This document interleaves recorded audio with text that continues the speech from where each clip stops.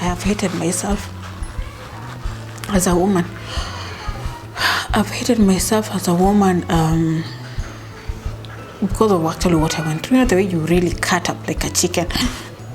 Actually, because I never used to look at myself. I never actually felt myself.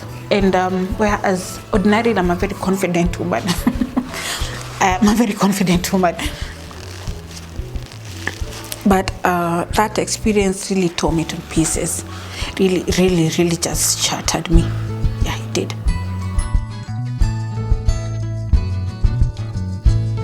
Hi, and welcome back to Mommy Tales. I'm happy to have you here.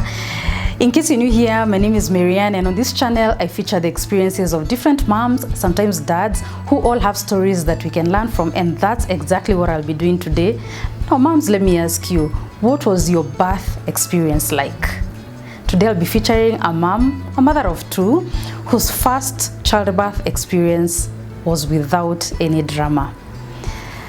I wish we could say the same for her second birth experience. Woo, this is Catherine telling her own story.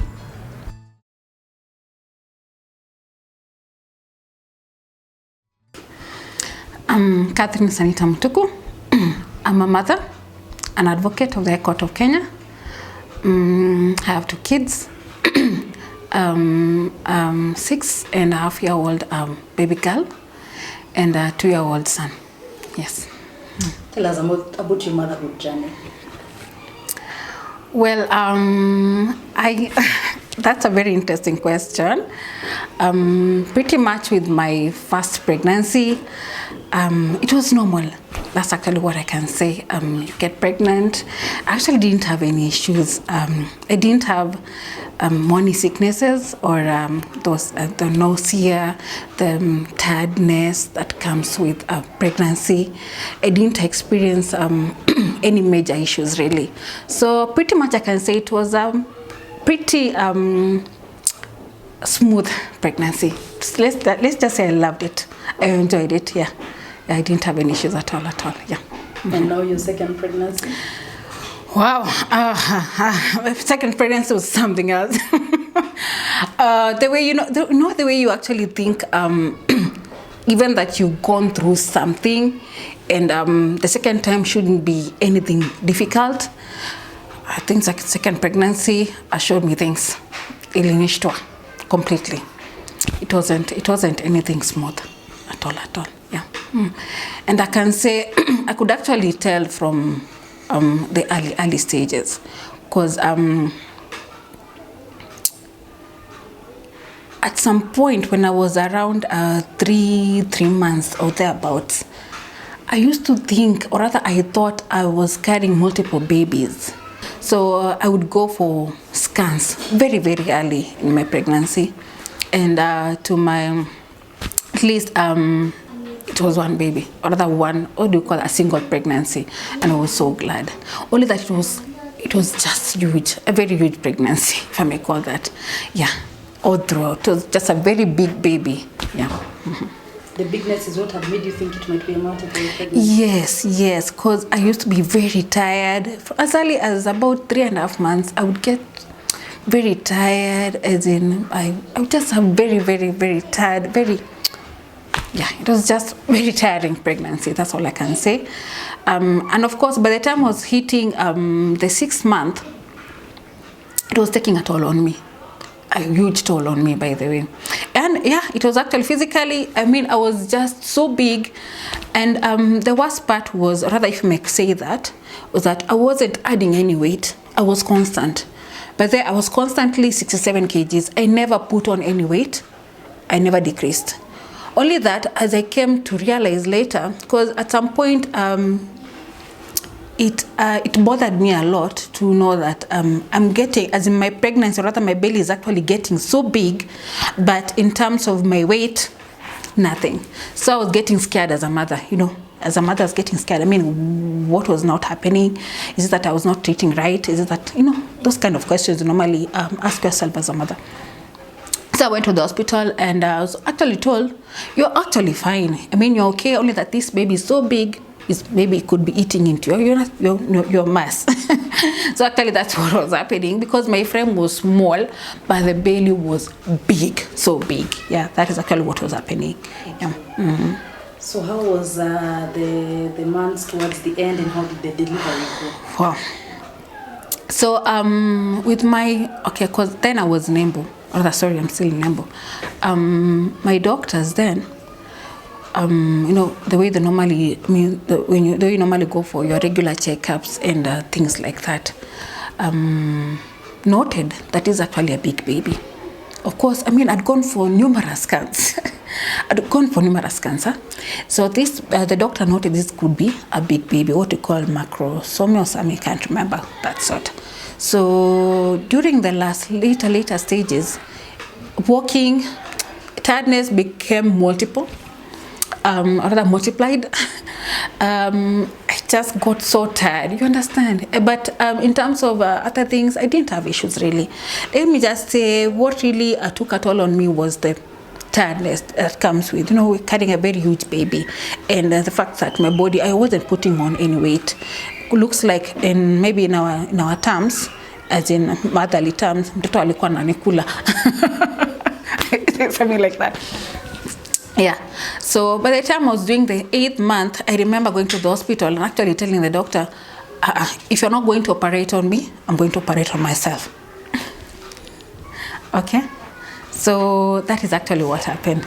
Actually, I told the doctor, you need to get this baby out of me. Okay, of course the doctors are supportive. I just hold on kidogo. So by the time I was actually doing the 9th month, that was it 39 or 40 weeks there, we had scheduled for a CS. Yeah. My doctor's name actually scheduled me for a CS. But fortunately or unfortunately, that same week that I had scheduled for a CS, I was actually called for an interview in Nairobi. So I said, well, let me try out my luck in this interview.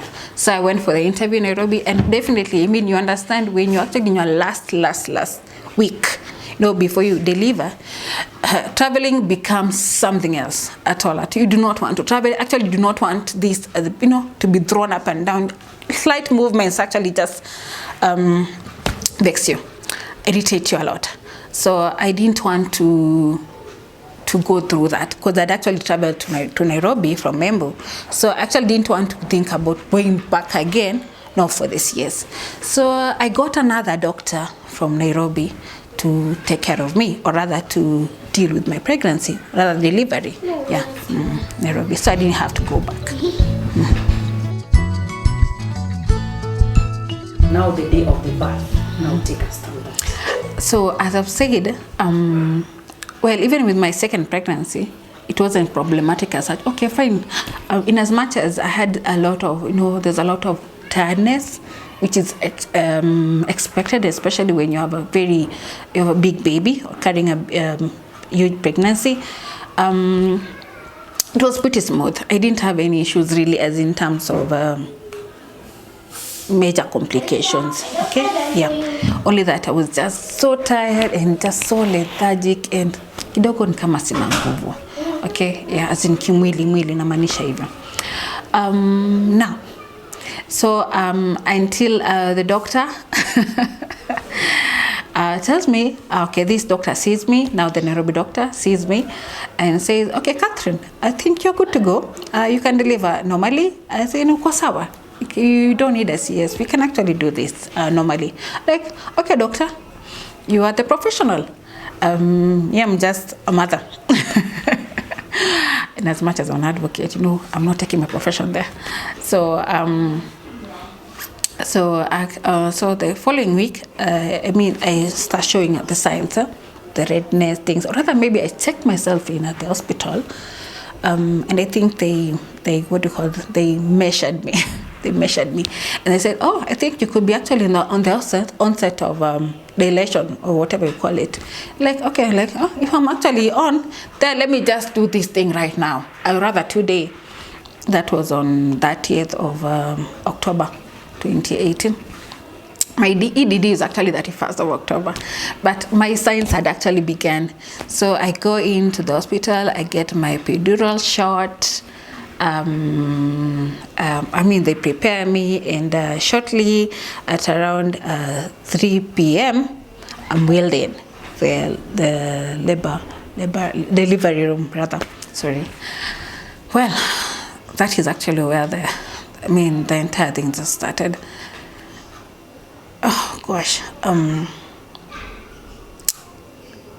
I think 2 years down the line, even when actually I talk about that experience, makes me tear. Do you have tissue? I think let me get tissue. It's a way in which you think you've actually gotten over something, but I guess you actually never do. You never do. So I think I saw death on the delivery table. I've seen death. And whereas giving birth, well, for some women, it's of course, you go through the pains and everything, and to some extent you feel, well, I went through the pain, but it's okay. It's okay. But I'm just saying, my ordeal was just excruciating, painful. Could you just try imagining pushing out a 5 kg baby, and the doctors are actually putting in the, whatever they call it, the vacuums, or putting in their hands, trying to pull out the baby, trying to, you are actually cut up. What do you call that? No, episiotomy. And my episiotomy wasn't like the ordinary one. Like, I really had to be cut up. Okay. And even after that, as the baby isn't coming out, and you understand that, especially for mothers and doctors, when that time comes and the body is actually trying to expel the baby out of the body or the womb, and the baby isn't coming out, it's actually a matter of life and death.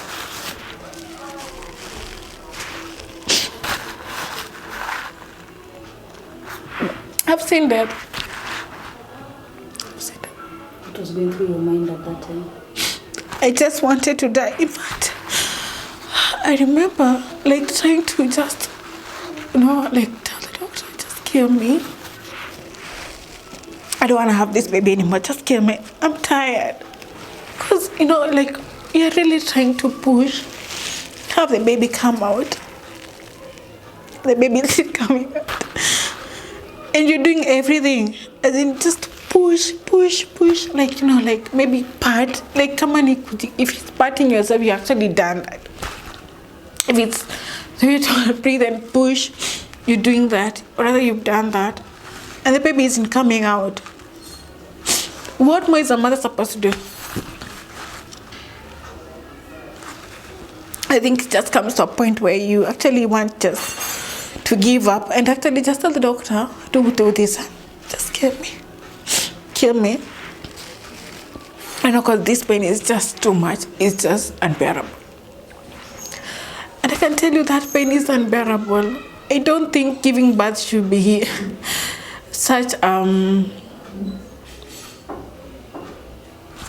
do I put it, like a kawaida thing. Oh, well, of course it is so kawaida, but I think it comes to a point where we need to stop normalizing giving birth. Like at that juncture, when a woman just can't push in, or rather we are trying to push and the baby can't come out for whatever reason, the doctor should just resort to something else very fast. so that you stop. You put the woman through a lot. The trauma is just too much, and the thing is that this thing traumatizes me to date. For a long time after the delivery of my son, I have hated myself as a woman. I've hated myself as a woman because of actually what I went through. You know, the way you really cut up like a chicken. Actually, because I never used to look at myself. I never actually felt myself. And whereas ordinarily I'm a very confident woman. I'm a very confident woman. But that experience really tore me to pieces. Really, really, really just shattered me. Yeah, it did. It did. So the delivery of my son was just so awful. So awful. I don't think I'd ever want to be pregnant again. Yeah.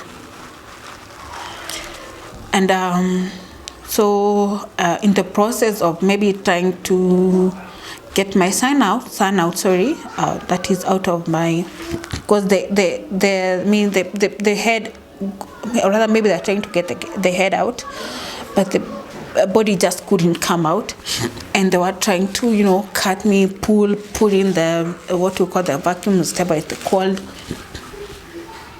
put in their hands, and it's so painful, so painful. It's so painful, gosh. I don't know how we do this. So my son came out, or rather got a birth injury. Yeah, my son got a birth injury, and the nerves got pulled from the spine, and he came out with paralysis, complete paralysis of this right arm.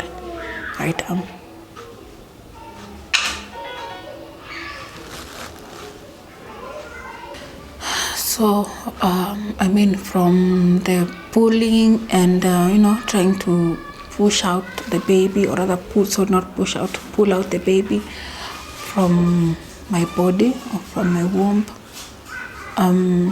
So my son, or my baby, ended up with a birth injury. His spines, the ones attaching, or rather, from the spine, touching the rather responsible for the movement of the right arm, got pulled really, really so bad. The hand got paralyzed completely. So I think in medical terms, what I call this suffered as shoulder dystocia, and consequently abs palsy. The right limb, all of it just got so limp and paralyzed. His default position was actually this, like it was twisted to the back, totally twisted. It was actually used to hang, like something just limp and like just used to just hang like this, lifeless, nothing. So you can imagine my sight when I actually saw my son. He had this pink patch. I gave birth to a very light baby.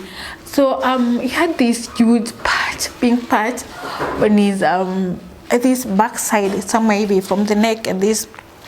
And actually when you try to just put your, lightly or gently your finger on his shoulder, you just cry. So I was so hurt. I was so hurt. I think whenever I look at my son, and I'll also be very sincere, because of my ordeal, I didn't even give a damn about my son. I hated him so much. I hated my son. Yeah, I really hated my son. I remember after the birth, later, as in now they took my son to the, what do you call that, the neonatal, that's the word, NIC. Is it the neonatal something? Something ICU for babies. Neonatal ICU or something. Yeah. The nurses were trying to get me to go see my son. Like, he's Taki. sitaki kuona my son. I don't want to see that baby. Because I got to a point where I associated my son with my ordeal. Okay? Like, you are the reason for what I went through. I wanted to die. I wanted to die. I didn't want to. At that moment, it had come to a point where between choosing giving birth and dying, I wanted to die. Okay? Because whereas I'd given birth before, to my daughter, it wasn't, not that it was not painful, it was, but this one, this one was just from, I don't know, from the deepest part of hell. That pain was another thing where, in fact, I don't know what to compare it with, but I can actually tell you I've had my intestines rupture before. And that pain was just out of this world. But that pain when I was delivering my son, that one I can't even start talking about it. I can't. That pain was just from somewhere else. I don't know, from hell. That's all I can say. Yeah. So now, unfortunately, what I can actually say is that during the delivery process, as I've said before, that's where all my wars started. All my problems started. All my health issues began when I was actually delivering, or rather when I was actually beginning the process of delivering my son.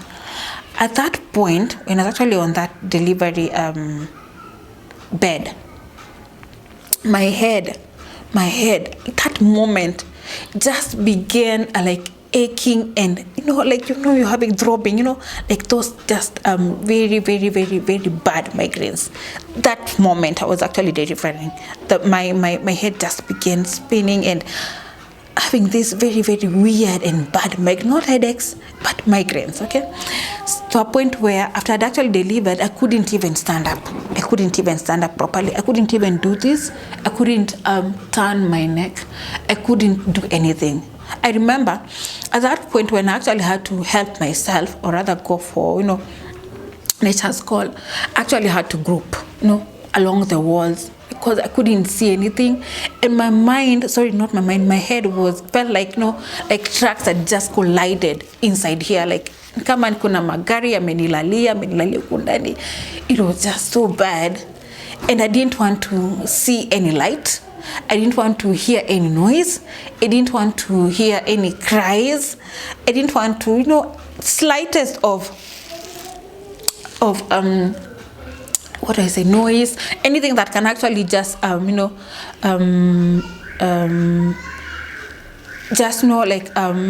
spark the senses could actually just get me so irritated, extremely irritated.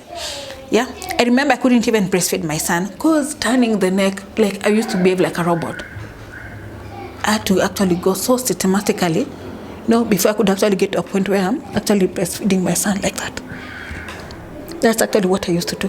If I wanted to, like somebody had called me, hey, Catherine, I would actually go back again. Like that.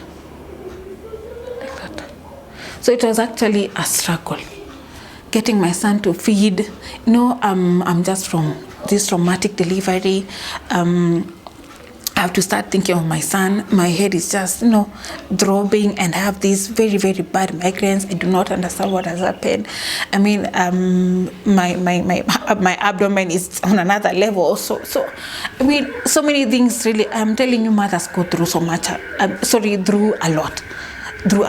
And the worst thing is that sometimes even the caregivers, in as much as they're experienced or they're aware of this environment, they may not really understand, or rather they may not really, the way you actually put yourself in another person's shoe, they may not really get what I'm actually going through.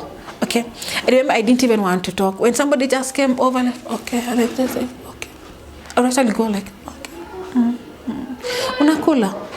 Okay. Mtoto nanyonya. As in, I would just go like, because I didn't want to talk. I'm so tired. I'm getting this, things like that. So I was discharged later, and I remember I had to be put on morphine for me to be able to travel back to Embu. So luckily, I had my friends take me back to Embu. And as I've said, they actually had to inject morphine because my head was just too much. It was so difficult for me to actually handle, and I'm really grateful for my friend then. So on getting back to Embu, that is now a week later, I mean, these migraines continued until to a point where, I began losing my consciousness. Like, I just lost myself. Like, nafika mahali, I can't even control my nature's caller, especially Ejandogo. Actually, maybe like say I want to go for a short call, but before I actually get to the loo, I actually help myself there. Pass out, I would actually pass out, things like that. As in, my head would just pain me to a point where I would actually faint, a point where I would actually lose myself completely. I wouldn't even know what I'm doing. I would actually forget. I think there's a point where I'd actually lost myself to a point where what you call Goroka. Normally said Goroka. My sister actually had to kunifungia, that actually had to lock me in the house because I think they thought I was losing it. I was losing it completely. And what were the doctors saying? So then I would actually go to the hospital. The doctor, I'm losing it. My head is just in a pneuma. As in, I have these bad headaches, and they're not ordinary headaches. Okay, so the doctors actually put me on the normal Panadol. So I would be injected tramadol. I'd be injected this. I'm like, no, give me morphine. And I was saying like, no, doctor, give me morphine. I want morphine. I'd actually go to the hospital like, no, call the doctor. Tell him I want morphine. Because I'll tell them, you're not giving me anything. These things are not working. I'll tell them, I've taken better pain, it's not working. I've taken this, not working. No, give me morphine. But they checking your pressure? Mm-hmm. Was your pressure okay? Yeah, I would check these things and they would say I'm actually okay. But I would tell them I am not okay. My head is not me. This is not me. I'm losing it. Yeah, until another point I actually lost it completely while in the hospital. And actually had to sedate me with morphine. And I remember after that, during that process, before sedation, I'd lost it. Like I couldn't even remember I'd actually given birth to a son, to anybody. The only person I remembered was my firstborn. I only remembered my firstborn. In fact, all along, I used to remember just my firstborn. I couldn't even remember my son's father. I couldn't remember his name. I would just say, oh, who is XYZ? How is it, are we related? I mean, it would just ring, but I wouldn't remember actually anything to do with my son. At all. I forgot. So I think maybe it got to a point, that's why they said, like, hey, now I think this lady, something could just be, something is just not okay. Okay? So it got to a point where I couldn't do anything, now function at all. Now my sister actually had to come over and, because my mother sister, I have 2 sisters around. So my other sister noted and actually alerted my parents, Mom, hey mom, I don't think my sister is okay, Santa is okay, Catherine is okay. I think she could be losing it. Something is just not okay. So my parents actually had to rush over, first of all, so that they can be able to monitor the situation. So later, my parents, after me, they came over, they realized, hey, yeah, looks like she's not okay. So my sister had to actually come over now and just help me out, because my house up then actually left. In addition to all this. Yes, it happens. I mean, can you imagine? I'm just from the hospital, I have this house help. And 1 week later, because I didn't have any other person, we were just my house help, myself, my newborn baby. And remember, I still have migraines. I think they're still going on. So I'm from the hospital. I've suffered my ordeal. I have to deal with all these issues, my migraines, in fact, I don't even understand myself what I'm going through. And then this house goes. So I'm left with my daughter and my son. My saving grace was the fact that I had my sister in Embu working. So the way you just pass, like, akapitia tu akona, haya, what's happening here? The baby is just all alone, crying. Yeah, I've lost my mind. I'm telling you, where's the house? She left. I do not understand. So they immediately called my other sister to come over now to come assist. So within a span of 1 week, I'd actually gone to the hospital. So because that actually the intensity of the migraines kept on, increasing, losing myself, losing my consciousness. I would actually get to a point I don't even remember I have a son. I mean, the son would just cry, and we left there crying. And my sister was like, Enter, what's happening? Like, huh? In fact, I remember my sister actually used to bring the baby here and put it here, like would force me to sit down, put the baby here on my lap, and like actually get the breast out and try to have the baby feed. I wasn't even conscious. Okay, not conscious, but the way you're like, I wasn't even aware.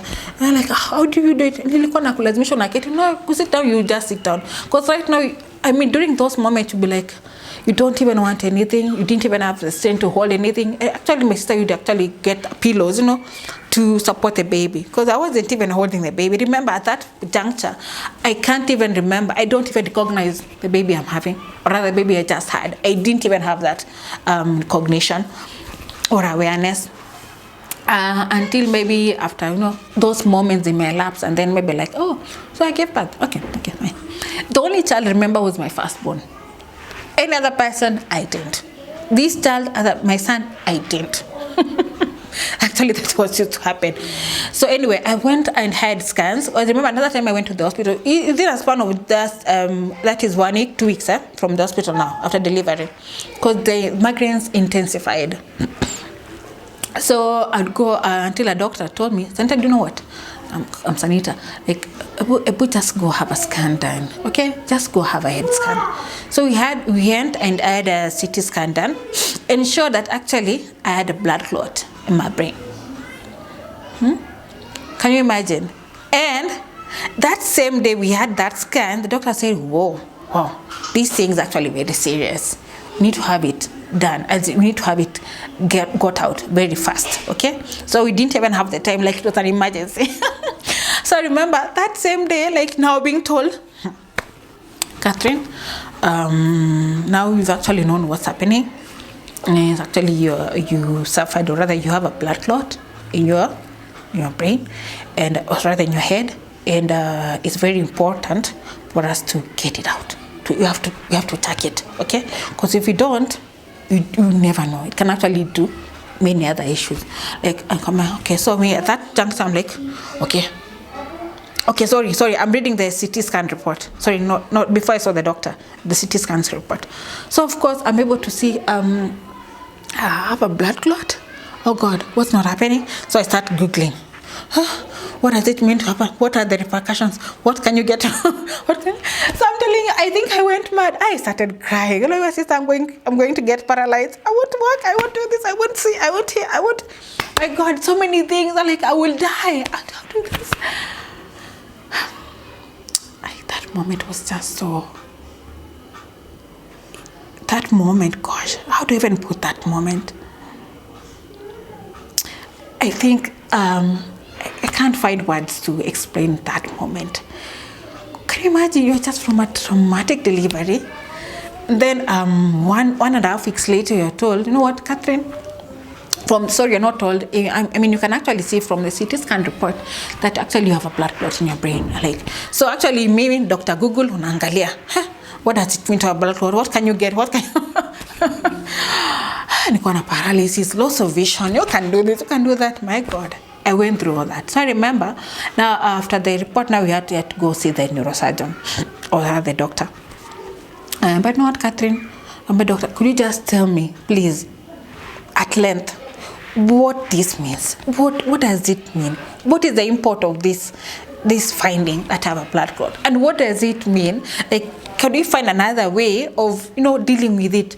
Doctor was like, that clot is so huge. I remember it was 1.5 liter? I can't even remember. Usually, how does 1.5 liters of blood get into your brain or head? So the doctor told me, Catherine, actually it means, and all these are possibilities. We could actually come out with some sort of paralysis. I cried. My God, I cried. And also thinking at the same time, also going for a reconstruction. of my, you know, my lady parts. I cried. Jesus. I cried. Gosh. I really cried. I don't know, as in what more could I have done? I mean, at that moment, I was like, God, surely, when will it ever be enough? I mean, I have this traumatic delivery. I have to think of a constructive, not really like, but no, like have my lady parts reconstructed, don't go here and there. Yeah. Was it a fistula? No, it wasn't a fistula, but really cut me up, you know. And there's a way you're cut up and like you don't feel really good about yourself. And so you cut up and you feel your confidence just wanes. So you need a doctor to do some here and there, patching up. So I remember I saw those two doctors, the OBS, another one was gonna do the reconstructive. Let me just say reconstructive surgery. I don't know what it's called, and what is it called, plastic something, and now the neurosurgeon. I told them, okay, fine. So I just called my sister number. I think I don't know what's gonna happen, but whatever happens, just make my son see that I actually loved him. I don't think I've been such a good mother to my son for that period of time. But just make him know and see that I think from the deepest part of my heart, I loved him. And I think actually that's what I told my sister. Just let my son understand and know that I loved him. Okay? So, because I don't know how this is gonna turn out. I don't know what's gonna happen. Things like that. So I had my surgery, and as it turned out, I came out with a paralysis. On my right side, complete paralysis. My right side, yeah, or rather then it was complete paralysis. I couldn't see, I couldn't hear. My right side, couldn't see, I couldn't hear. I couldn't feel, like the right side was dead. Okay, I couldn't do anything. I couldn't walk. I couldn't put my hand up. I couldn't wiggle a finger. Nothing, like completely nothing. I couldn't remember. I couldn't talk. My tongue was so heavy. In fact, I used to think kama nimewekwa mawe kwa mdomo. My tongue was so heavy. So I couldn't even remember. People just come. I couldn't remember my son. Nothing. I didn't think it's just somebody. Yeah. So slowly, so I got discharged. I went back home. And it was tough.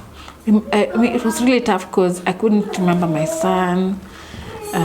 It was really bad, and I couldn't hold my son. Remember, I was paralyzed. Like, I had to be fed, I had to be washed, I had to be everything. My sister literally had to do everything for me. She had to help me in my, during my time as a woman monthly.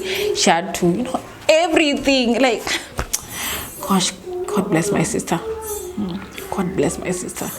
So until to a point, I think it took me around 2 months, where I could actually be able to, and not only that, before that even, my thought, of course, there's a part of me, I would have conversation myself, and I really hated myself. I was conflicted. I was so mad with God. I was so mad with people. I was so mad with the doctor, not the ones who delivered me. I was so mad. Gosh, I was so mad. I was just so mad. And the worst thing is I couldn't express it. I couldn't, because I couldn't talk. I would just do, like, no, the feeling is, and when you want to talk, rather sometimes when, let's say you want water, doctor will come, in your mind you're like, Carol is my sister, Carol nataka maji, I want water. So like you start, you think you're actually saying it, and you're like, you're shouting, Carol, nataka maji. Like, so my sister will be like, Are you saying something? Unataka nini? Are you really like something? Like in my mind, I'm like, Nataka, I want water. Could you just get me a glass of water? Remember, I couldn't do anything. So it was so difficult. As in, getting to communicate, getting to tell them what I feel, tell them nanyuthi. So it just got to a point, it was just tiring. I didn't even bother. I didn't bother at all. To even tell them, I explained to them what I want now. So I just left it to them. I'm curious, and after I think she could be needing some she could be needing some water. Let's get her some water. Okay? And they would actually come give me some water. I think it got to that point. Got to a point where I do not want to bathe. Stop, just don't leave me alone. Don't disturb me, please. Just leave me alone. It actually got into that point where I just want to be left alone. Don't tell me about medication. Don't tell me about anything. I just want to be left alone. And I think that's the thing when you are going through this kind of illnesses or ordeals. You normally want to be left alone, but it's not good to be left alone. Well, as a person, rather, as that person who's actually going through that ordeal, you're thinking, I just want to be left alone. Nobody understands me. Nobody feels what I'm going through. Nobody gets me. Okay? And of course, it's difficult. I mean, you do not understand the outsiders to actually get what I'm going through. I've gone through so much. I've gone through a lot. Huh? So, but they would just, maybe, I think they did what they could best. And I really thank them, okay? And what is really important, and I'm really, truly grateful for, is the fact that they were there. They were there. That is something I really thank my sisters for. They were there. Even when it means sometimes laughing at me, they were there. Because I felt like, sometimes I would cry. Like I would tell them, okay, not tell them in my mind, I'm telling them something. And they're not getting it. So I just resort to crying, cry. So like my sister like, ulikuwa unalia nini? Like, me I was communicating to you. So I was telling you something. Why were you not getting me? Nilikuwa nakuongelesha, mbona mko mnanisikiliza usamini? You are not talking. You are, what is that? Like, things like that. So it's very important to have that support system around you. Very. Hata kama nakata, hata kama ule mtu ataki, no, you insist, kuwa hapo, be there. That support cannot be taken for granted. It's immense, very important. So this paralysis went on for, I think, slowly, because I think the doctors immediately told me to begin physiotherapy, at least for me. My son, remember, suffered had a Herb's palsy, that complete and total paralysis of the right limb. So with him, automatically we had to begin with occupational therapy. And remember, I mean, if I'm not okay, will you have started? So actually I had to start with me. And in my mind, I'm like, please just take care of my son, leave me alone. To be sincere, all this time, I was like, in my mind, I'm okay, I'll be okay, just take care of my son. He's the one who needs attention more, okay? I used to have those moments when I actually remember. I think after the surgery, actually, my mind started down. Ikaanza kuwa sawa. I could actually remember, yeah. Actually recognize I have a son. I gave birth to a son. Yeah, I'm okay now, okay? But I'm just saying, so it got to a point where I just want to be left alone, but please take care of my son. But I couldn't voice it out. I couldn't. But when I'm like, please just leave me alone. I'm okay. I'll be okay. Take care of this baby, because this baby needs what do you call that, therapy, immediate therapy. Okay, and the thing is with therapy is the sooner you begin, the faster the results you get. Okay, or I get. So my son didn't even get to begin the therapy anytime, no, at all. So it took me about 3 months for me to be able to at least be able, okay, I started with physiotherapy kidogo nikifanya success until my I could able to, okay, I think what you begin the leg first. I think it was easier with the legs, so I could actually be able to at least group around here, because I was able now to do some little bit of walking. That's not walking, some little bit of assisted walking. Yeah, you understand, eh? So that you're not able to walk. Remember, you are completely paralyzed. Eh? So you start slowly. I really thank God, because this other leg was not, or this other side, the left side was not affected. So it was okay. Okay. So at least I could be able to push the left side to be able to lift the right side. But when it was completely limp, I couldn't do anything. that's actually one thing I was so it got me thinking. Why would I not be able to do anything if my one side is working and that side is not working? Okay, but I realized you need to start getting your strength later. So I came from a place where I'm hating myself to a point where let me see if this thing can really work. Okay. So slowly my leg started, rather my right leg started gaining strength. So slowly, so I started from not being able to walk to be able to, you able to grope around, you're able, not with the hand is not yet working. So as in just with the leg, so you really have to support yourself. You need to be supported here. Like tumetoka mbali. This is how to support me. Like if you need to go for nature's call, you have to be supported. They have to do literally everything for you.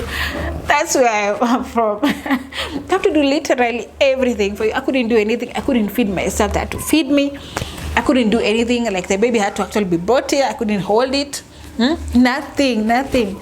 So I'm from that position. So you can imagine, like there's a point where I actually didn't have anybody. That's how life is. And actually had to train myself to use my left hand. And remember, I'm not left-handed. I'm actually right-handed. So I actually had to force myself to start using the left hand to do things. I remember trying to brush with it was so weird. Imagine brushing your teeth. That's what I'm saying. These things we take for granted, but the way you think you cannot perform with this other hand, the way you think you cannot be able to do something until you lose that other main part. That's why you realize, come on, you're strong. You can actually do something with these useless parts in quarter. I remember teaching myself, trying to brush. It was so weird, but I actually become my dominant hand. Not dominant, but actually sometimes actually switch. Like I'm using my left hand to actually brush. Go to a point where I'm actually trying to wash. I remember when my house had left, and actually had to take care because my daughter was still going to school. And I actually had to just go get then I was actually able to do some bit of walking. But this hand was completely limp. Remember, it took a while for the right hand to come back to to gain its senses and ability.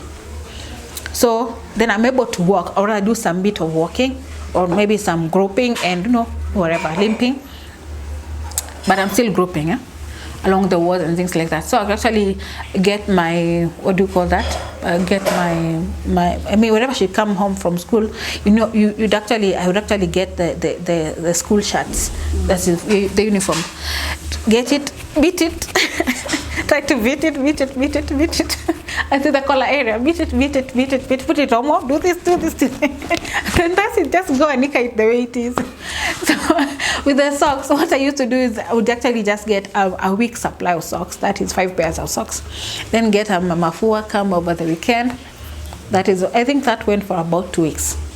Then my sister wasn't around, and I didn't have a house help. So, and you had to, as a mother, you just have to find out surviving. I remember I had to actually at some point call somebody to just come prepare. Like I couldn't kata, like actually had to, let's say I'm doing, of course I couldn't do things like mbogama, things like that. But I could actually say I want to cut some onions. I didn't even use a cut. I would just put it the way it is inside. Like if I just put an onion, do this, just get a knife. And then with the left hand, do this. Just try to do some bit of chopping, just to make it, and it was tough.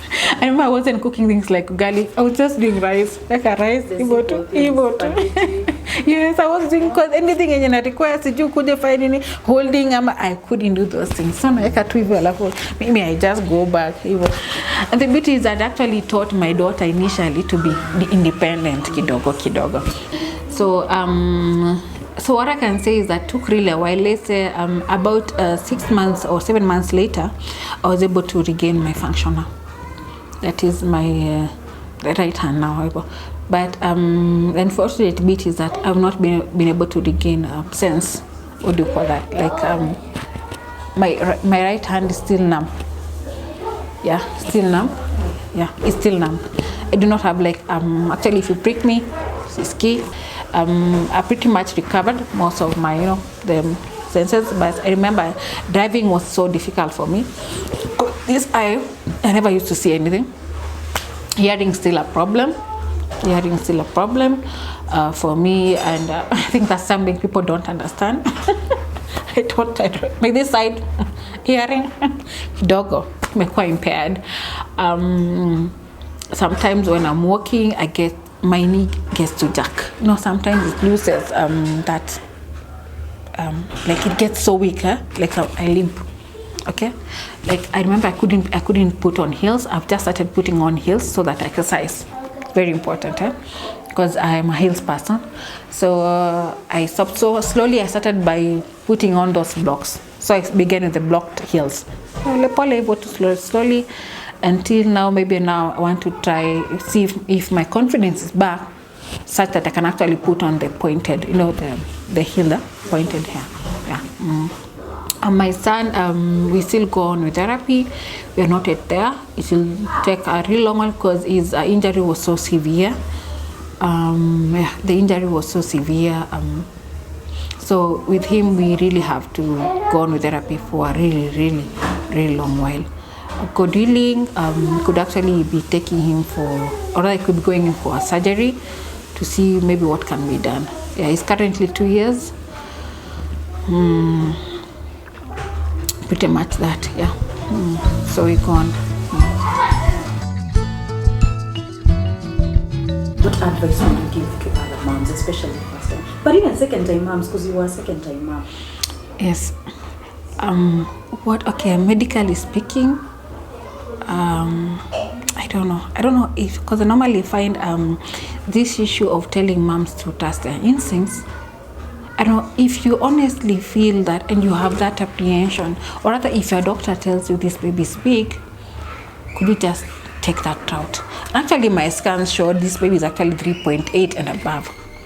By the time I was actually doing my last scan, that was on 8th of October 2018, showed could be going to around 4.2. So any good doctor should be able to tell that this could be a big baby. This is a big baby. There's a way of measuring, okay? So it's just, so don't risk that. If you feel, because all along I feel there's a big baby, is a huge baby. And up to date, I've lived to regret the fact that I decided to go with the other doctor's, second doctor's opinion. Of course, that guy is a professional. I'm not a professional in those matters. My work is just to give birth. But he's a professional. So I should have insisted on this, yes. Okay? In as much as I left it to him to advise me as a doctor, I should have really gone for that, yes. So that is one area I've lived to regret. And another issue maybe I would actually advise mothers, and not just first-time mothers, is teach your kids. From 4 years, that kid is old enough to be able to do little tasks here and there. That kid is old enough to be able to brush their teeth. That kid is old enough to be able to feed themselves. As in a little bit of independence here and there. I remember that was my saving grace when I was actually paralyzed and couldn't be able to juggle or I do most of these things. Because I remember my work was just to supervise my daughter as she bathes. I remember leaning against the wall because I couldn't stand properly, and just to watch as my daughter, I would tell my mom, wash your hand, scrub your, do this, put your, scrub and try to scrub your back. Yeah, wash your. Actually, that's how we used to bathe, okay, with her. Like, mom, just take your innerwear, try washing it, try, things like that. And I really came to appreciate the fact that from earlier on, I tried to imparting these skills on my daughter, such that when this time came, or rather when this circumstance befell on me, I really didn't have to start worrying about who's gonna bathe my daughter. I mean, my house have left her, so sikuwa na mtu akuniangalia. So, and unless you won't expect me, or rather my daughter akae kama hajaoshwa, ama she fails to go to school, or my son fails to, things like that. I just had to do all these things. I had to find a way. I had to figure out before any help could actually come my way. So another important thing, actually, maybe need to advise ladies is that I think this hype of trying to, because I normally see that a lot in, especially even groups amongst our friends, trying to, you want to give birth in big hospitals, I don't think that's very necessary. If you have a pretty much smooth pregnancy with no complications or anything like that, you can just about give birth anywhere. Because I've come to realize it's all about, it's so much hype around it, and you're left with, or rather you have to deal with content with so huge bills, huge bills to deal with, there's delivery related charges, and I do not know what doctor charges. I'm not coming all the way up to 300,000 shillings or 500,000 shillings. I remember mine came to around 500 or something.